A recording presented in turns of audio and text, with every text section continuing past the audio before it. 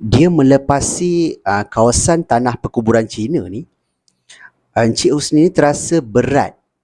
Bukan di motor dia, bukan motor dia berat, tapi terasa di bahu dia. Dia memang tak nampak apa-apa, tapi tak tahu kenapa dia ada satu perasaan yang sangat memberikan ketakutan kepada dia. Dia rasa macam seram sangat bila dia tengok ke arah tangga tu.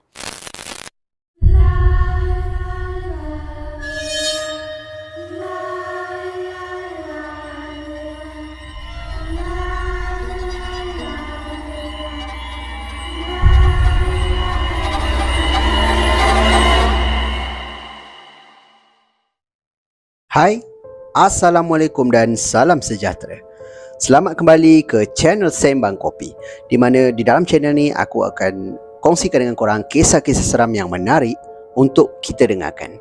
So, sebelum aku mulakan kisah, seperti biasa, aku ingin mengucapkan ribuan terima kasih kepada korang semua yang dah pun subscribe dan support channel aku ni.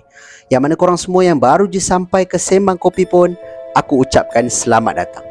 Aku doakan korang semua yang menonton video ni dipermudahkan segala urusan korang semua dan dimurahkan rezeki yang barokah. Untuk kisah seram kita pada video kali ni, seperti biasa, 3 kisah seram yang di-emailkan kepada aku yang pada aku menarik untuk kita dengarkan. So, korang nak tahu kisah dia macam mana? Jom, aku story.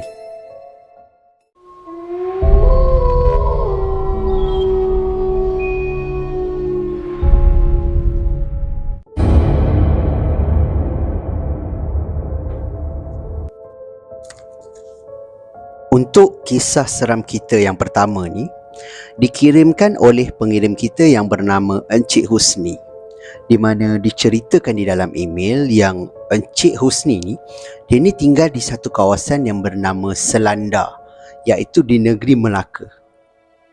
Dan kisah ni bermula pada waktu tu Encik Husni ni sebenarnya dia dalam perjalanan balik daripada kerja, di mana dia ni bekerja di satu kilang yang berdekatan dengan kawasan rumah dia di Selanda ni.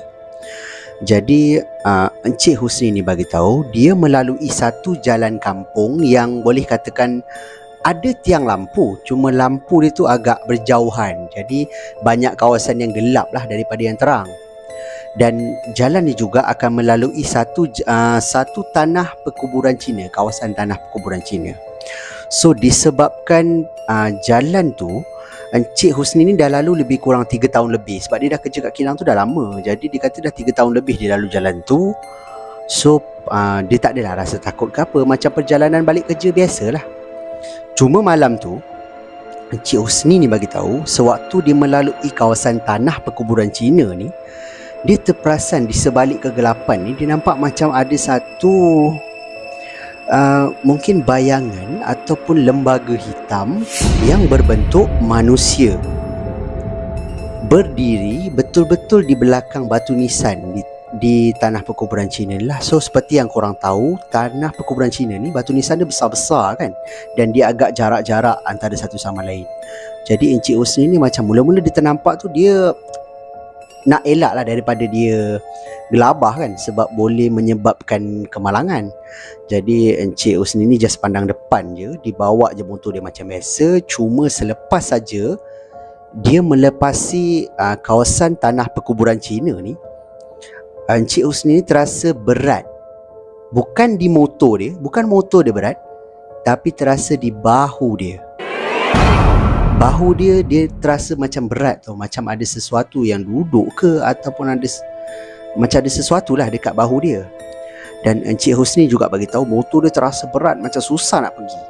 Jadi dia kat situ dia macam confused. Dia kata, adakah bahu aku yang berat ataupun motor ni yang berat? So dia teruskan juga perjalanan sampai ke kawasan rumah dia. Waktu tu jam menunjukkan dekat pukul 11, 10 lebih lah. Sebab waktu tu Encik Husni ni dia buat overtime, jadi dia balik lambat lah. So bila sampai je dekat kawasan rumah ni, dia tinggal di satu rumah bujang, okay, bersama dengan kawan-kawan dia lah. Dia tak kahwin lagi. So Encik Husni kata kawan-kawan dia rata-rata ramai yang keluar, sebab malam tu Jumaat malam Sabtu. So besoknya diorang tak kerja, ramai kawan-kawan dia yang keluar. So Encik Husni ni just buka je dia punya, orang kata, pagar rumah dia. Dia bawa masuk motor dia kat kawasan parking. Dan diceritakan juga yang di sebelah rumah Encik Husni ni adalah rumah jiran dia yang berbangsa Chinese. Dan dia agak baik lah ataupun agak rapat dengan jiran dia ni. Dan dekat rumah jiran dia yang Chinese ni dia bela satu anjing tau. Jadi siapa je yang lalu dia akan bunyi lah, macam yalah, korang pun tahu kan, dia macam menyalak kan. Tapi dengan Cik Husni ni dia tak menyalak, sebab dia kata dia dah kenal dah, sebab dia tinggal kat situ pun dah lama. Jadi anjing tu macam dah kenal lah dia, so dia tak bunyi. So cuma malam tu Cik Husni kata waktu dia tengah parking motor, dia double stand motor dia, korang bayangkan anjing yang tengah duduk macam tidur tu tiba-tiba bangun, berdiri, pandang ke arah Encik Husni ni, dan dia berbunyi seakan-akan salakan yang panjang, macam contoh yang macam macam tu, tapi pandang ke arah Encik Husni. So Encik Husni ni rasa macam, yalah, kalau bunyi anjing yang macam itu biasanya macam dia nampak sesuatu kan, ataupun benda halus lah. So nak dijadikan cerita juga, dekat sliding jiran dia ni, dia nampak langsir seakan-akan diselak tau. Mungkin jiran dia lah yang tengok keluar. Dan tiba-tiba bila Encik Husni tengok ke arah sliding tu, jiran dia ni terus tutup dia punya langsir dan kemudian tutup lampu di bawah, dan mungkin naik ke atas lah untuk tidur ke apa kan. So Encik Husni kata okey lah, tak apalah. Dia pun pergilah terus cuci kaki, sebab dia dalam keadaan takut time tu, sebab anjing tu menyalak tak berhenti. Korang bayangkan dia pun cuci kaki, and then dia masuk ke dalam rumah, dia terus mandi, dan dia cuba tidur lah. Memang malam tu dia kata dia agak susah nak tidur, sebab kan dia rasa takut kan. Jadi sampailah keesokan harinya, Encik Husni ni bagi tahu dia keluar daripada rumah dia. Waktu tu dah waktu pagi lah. Dia pun waktu tu dia berniat untuk cuci motor dia, sebab hari tak kerja kan. Jadi dia pun cuci motor dia, kawan-kawan dia pun ada dekat rumah time tu. So waktu dia tengah cuci motor ni, dia kata anjing tu ada lagi depan rumah tu, tapi anjing tu tak berbunyi lah, dia just buat kerja dia je lah kan. Dan dekat luar juga ada tuan anjing ni, ataupun jiran Encik Husni ni lah, duduk dekat bahagian luar kan, tengah siram pokok macam tu. Jadi Encik Husni pun tegur, "Oi, morning," dia kata. Dan jiran dia pun tegur, "Morning," dia kata. You okay ke?" Dia cakap macam tu. So Encik Husni ni macam pelik kan. Dia nak tanya sebenarnya kenapa semalam jiran dia tu buka langsir lepas tu tutup kan. So dia kata okay je, why, kenapa you tanya? Dia cakap macam tu. So jiran dia ni kata, tak ada, semalam you okay ke? Dia kata. Cik Husni cakap, itulah yang I nak tanya. Semalam I nampak you tengok I daripada you punya sliding kan, and then tiba-tiba suddenly you tutup you punya langsir, and then you tutup lampu. You terus tidur ke apa? Dia cakap macam tu. I nak cerita dekat you tau, dia cakap macam tu, tapi I takut, dia kata. And then Cik Husni pun cakap lah, ya cerita je lah, tak apa, kenapa? Dia kata. Sebenarnya jiran Cik Husni ni waktu dia buka langsir tu, dia sebenarnya tengok ke arah anjing dia, sebab dia kata kenapa anjing dia bunyi macam tu. So dia pun nak tengok anjing dia. Dia tengok anjing dia macam pandang ke satu sudut kan. Bila dia tengok kat mana arah anjing tu tengok, ada Encik Husni kat situ. Tapi yang mengejutkan, jiran Encik Husni ni nampak yang seakan-akan ada sesuatu yang memeluk leher Encik Husni ni, tapi dia tak nampak bentuk tu, mungkin perempuan ke apa ke, tapi dia kata nampak macam orang, tapi hitam saja. Dekat leher Encik Husni ni, korang bayangkan. So Encik Husni kata, iya ke, betul ke? Ya, I nampak, and then I betul-betul takut lah, I scared lah, dia kata kan. So dia pun tutup langsir, dan dia terus naik atas lah. Dia cuba tidur juga, dia kata, tapi anjing dia tak berhenti menyalak kan. So Encik Husni pun rasa macam benda tu logik lah, sebab dia terasa bahu dia berat masa atas motor. And then waktu sampai rumah pun rasa macam berat kan. Lepas tu bila dia masuk, lepas dia mandi apa semua, benda tu dah okey. So Encik Husni pun tak tahulah kalau benda tu ikut dia masuk dalam rumah ke, ataupun dia tinggal kat luar ke, dia tak tahu. So pada pendapat korang macam mana? Adakah benda yang memang liar saja ikut Cik Husni ni balik, ataupun memang ada sesuatu yang dekat tanah perkuburan ni yang cuba untuk menghantui Encik Husni ni. Korang boleh tinggalkan pendapat korang dekat ruangan, komen dekat bawah. So itulah pengalaman yang dikongsikan oleh pengirim kita, iaitu Encik Husni.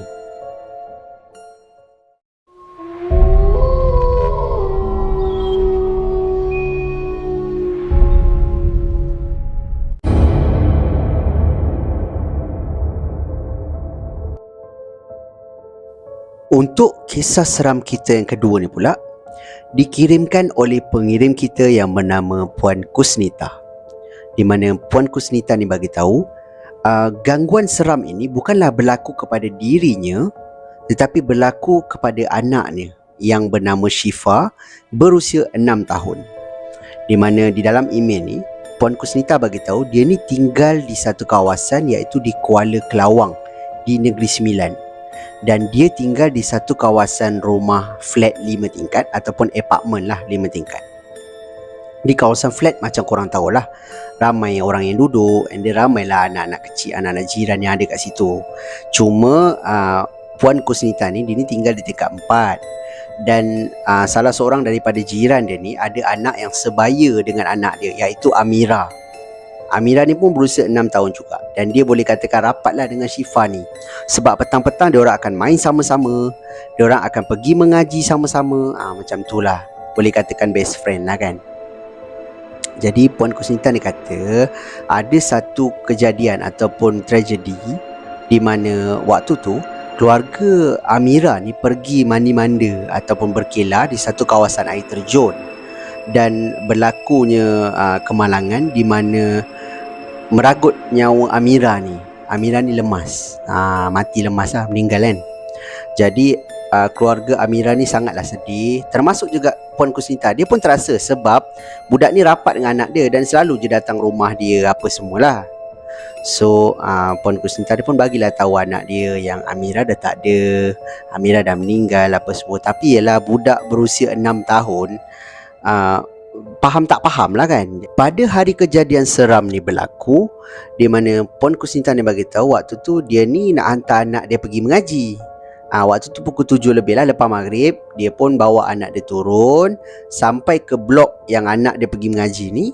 Dia pun cakap dengan anak dia, kejap lagi pukul 8 ibu akan turun ambil awak dekat sini. Awak kena tunggu ibu dekat sini, okey? Dia cakap macam tu. So anak dia pun cakap okey ibu, dia cakap. Dia pun anak dia ni pun tak berani sebenarnya nak lintas pergi blok sebelah, nak naik atas dia. Sebab kawasan tangga flat korang pun tahu, ada yang ada lampu, ada yang tak ada lampu. Jadi dia macam takut lah kan. So Puan Kusnita dia kata okey tak apa, pukul 8 dia akan turun. Dia pun naik balik. And then macam mana dia pun tak tahu. Dia kata tiba-tiba dia tengok jam, waktu tu dah pukul 8.05. Dia waktu tu tengah masak untuk suami dia makan. And then bila dia tengok jam, Astaghfirullahalazim, dah pukul 8.05. Dia pun ambil tudung, lari ambil tudung, bersiap untuk turun ke bawah. Dia cakap dengan suami dia, bang tengokkan api ya, saya nak turun bawah ambil anak, dah pukul 8.05 dah. Dia katakan okey, suami dia cakap. So Puan Kusnita ni pun keluar untuk turun ke bawah. Tiba-tiba mengejutkan apabila anak dia ni yang bernama Syifa ni dah berada di tingkat 4 dalam perjalanan menuju ke rumah. Puan Kusnita ni dia macam terkejut. Dia kata, Syifa kenapa kenapa dah naik sampai atas ni? Kan ibu kata tunggu kat bawah. Dia kata ibu nak pergi ambil, dia kata. And then anak dia kata ibu lambat. Dia kata dia naik sendiri.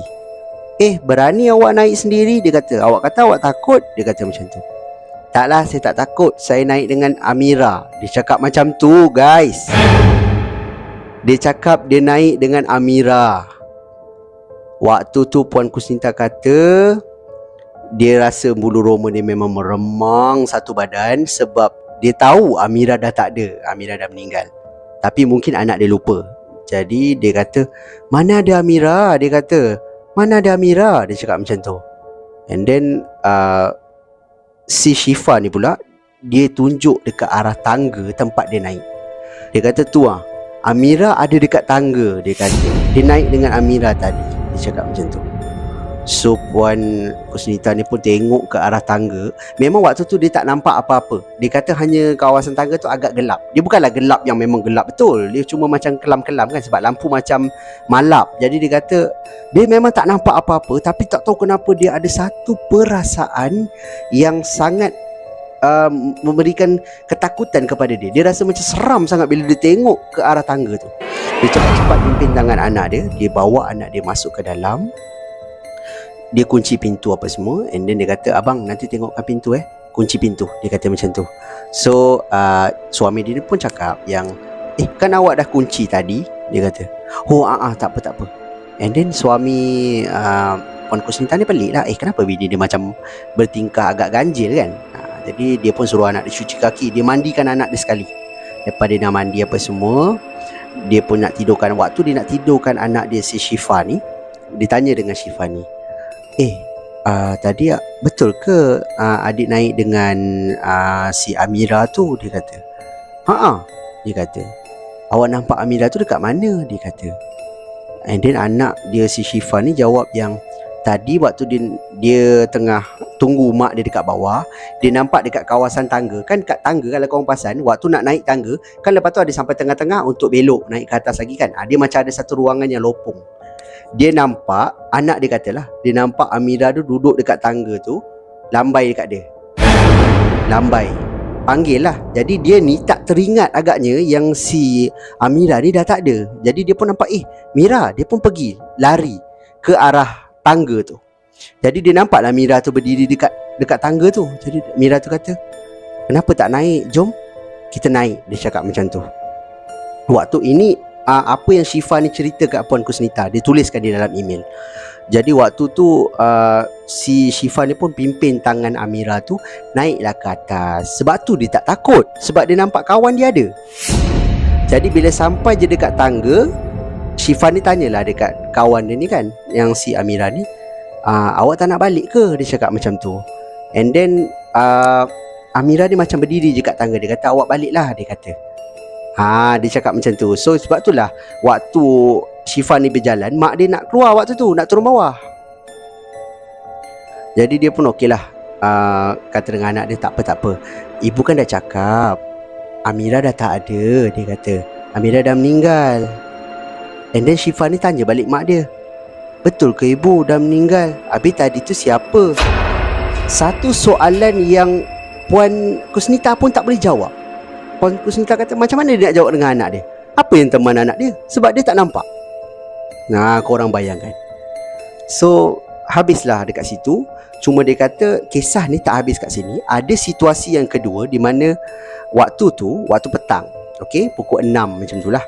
Biasa pukul 6 kan budak-budak main dekat bawah kan. Dekat kawasan rumah apartmen ni ada satu taman yang berada di atas bukit sikit. Maknanya untuk pergi ke arah taman tu kena naik tangga. Jadi anak budak-budak main dekat atas tu lah. Dan Puan Kusnita dengan mak-mak yang lain tunggu dekat bawah tu. Memang ada macam satu kedai tau, kedai minum macam tu lah. Jadi diorang tunggu kat situ. Sambil-sambil tu diorang berbual lah mak-mak kan. Membawang ke mungkin. Jadi jam waktu tu dah pukul mungkin 6 lebih. Sebab Puan Kusnita kata dia tak perasan dah pukul berapa. Cuma waktu dah mula nak gelap. Jadi dia kata banyak budak-budak yang dah balik, cuma anak dia tak balik lagi. So dia pun tinjau-tinjau dekat macam atas bukit sikit kan. Dia kata anak dia ni berlari-lari main dengan seorang budak perempuan yang nampak mungkin sebaya dengan dia lah. Jadi dia pun berlari, naik gelongso, turun bawah, main jongkan-jongkit, main buai macam tu kan. Tapi Puan Kusnita ni kata setiap anak-anak yang bermain di atas tu, mak akan tunggu di bawah ni. Cuma Puan Kusnita kata, tak ada pula orang lain yang tunggu dekat sini. Aku seorang je. Mana mak budak ni? Dia kata macam tu. So dia rasa tak sedap hati. So dia pun naik ke kawasan taman tu. Puan Kusnita kata waktu dia sampai je dekat atas tu, dia nak panggil anak dia kan, Syifa jom balik. Dia cakap macam tu. Anak dia waktu tu nak naik ke gelongso tau, nak masuk ke dalam gelongso. Sama juga dengan budak yang main dengan anak dia lah.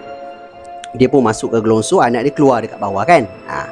Cuma yang mengejutkan, budak yang berada di belakang tadi tu tak keluar-keluar daripada gelongso tu. So Puan Kusnita ni dia tunggu juga, budak ni tahan diri dia dekat dalam tu kan. Biasalah budak-budak kan kalau bermain. And then dia kata, mana budak ni tak keluar-keluar. Dia pun pergi ke arah gelongso tu, dia tengok Guys, korang bayangkan dalam tu sebenarnya tak ada orang pun, kosong. Anak dia je yang ada dekat dalam gelungsur turun tu. So Puan Kusnita dia kata, kenapa macam ni kan. Dia pun pimpin tangan anak dia. Dia kata, sambil di tengah jalan ni dia tanya anak dia, main dengan siapa ni? Dah pukul berapa ni? Dia kata, kenapa tak pergi dekat ibu? Dia kata macam tu. Orang main dengan Mira. Dia kata, main dengan Mira. Waktu ni Puan Kusnita kata dia berjalan laju pergi ke arah rumah dia, naik tangga sampai atas. Dia basuhkan kaki anak dia, basuh kaki dia apa semua kan. And then selepas daripada tu Puan Kusnita ni agak pelik lah kenapa anak dia diganggu dengan jelmaan Amira ni. Jadi dia pun pergilah bawa anak dia pergi berubat dengan ustaz apa semua. And then gangguan tu pun dah tak ada lagi. Cuma aku nak tanya pendapat korang lah kan, apakah yang mengganggu anak Puan Kusnita ni, iaitu Syifa ni? Adakah jelmaan tu memang roh ke? Tapi tak mungkin lah kan, sebab roh tu dah memang urusan Allah SWT, dah urusan Tuhan dah. Cuma jelmaan tu apa? Adakah benda atau makhluk halus yang berada di kawasan flat tu, dia tahu anak Puan Kusnita ni rapat dengan Amira tu, dia cuba menyerupai ke? Korang boleh tinggalkan di ruangan komen dekat bawah. So itu sajalah kisah seram yang dikongsikan oleh Puan Kusnita, yang dia rasa memang benda tu, gangguan tu kena pada anak dia, tapi dia sendiri rasa takut sebab anak dia bermain dengan arwah budak yang dah tak ada.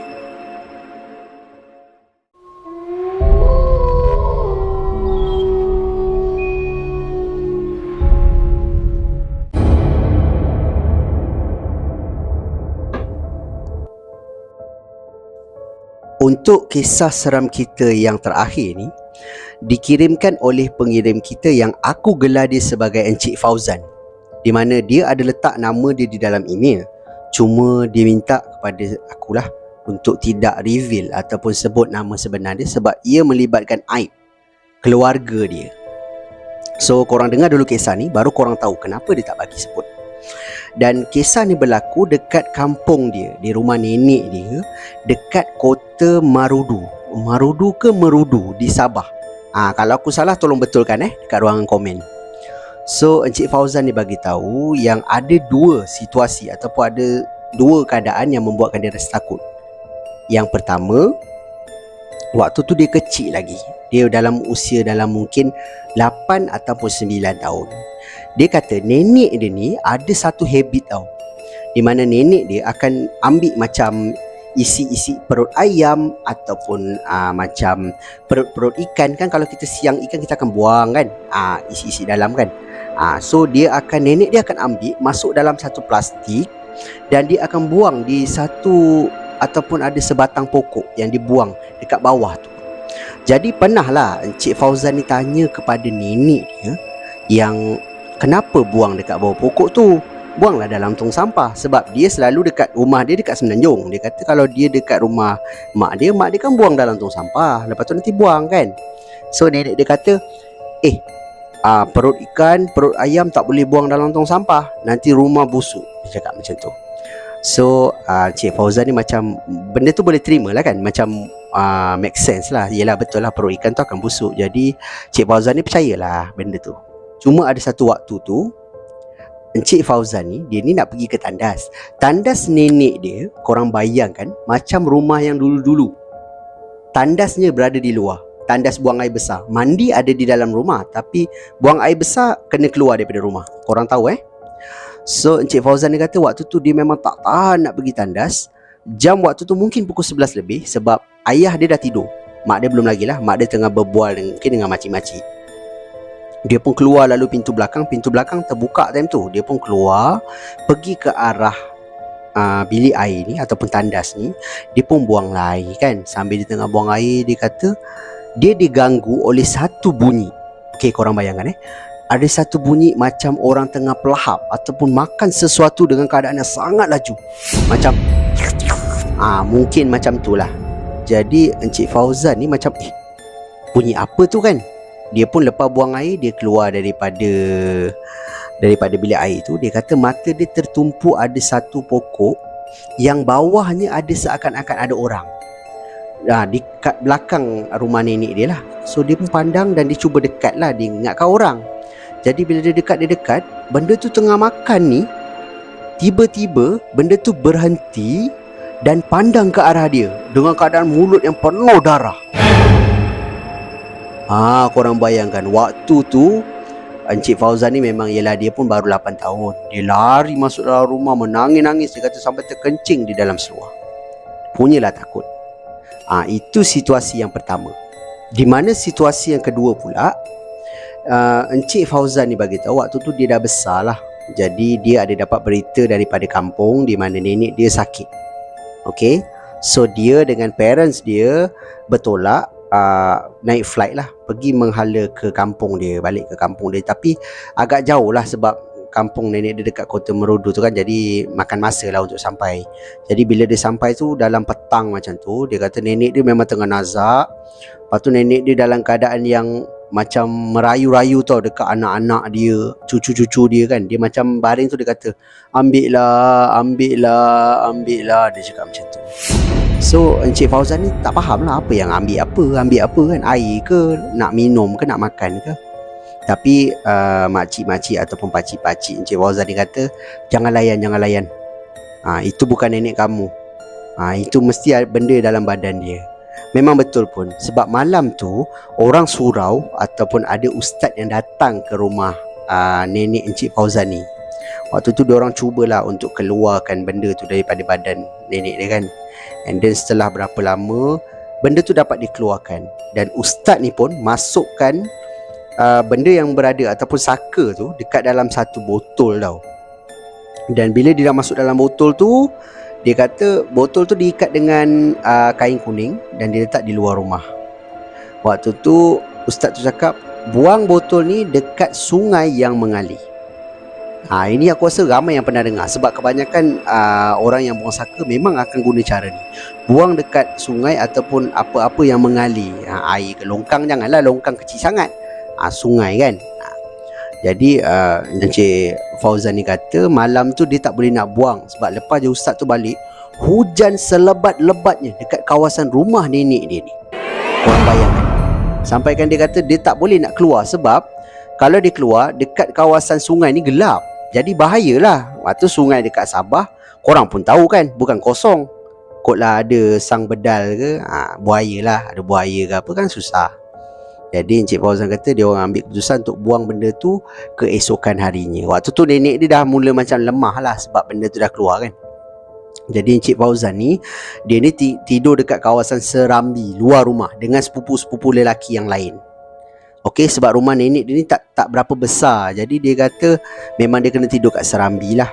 Waktu dia tidur ni, dia kata bukan dia seorang, cousin yang lain pun dengar. Korang bayangkan dia dengar daripada botol tu dia letak macam dekat bawah tau.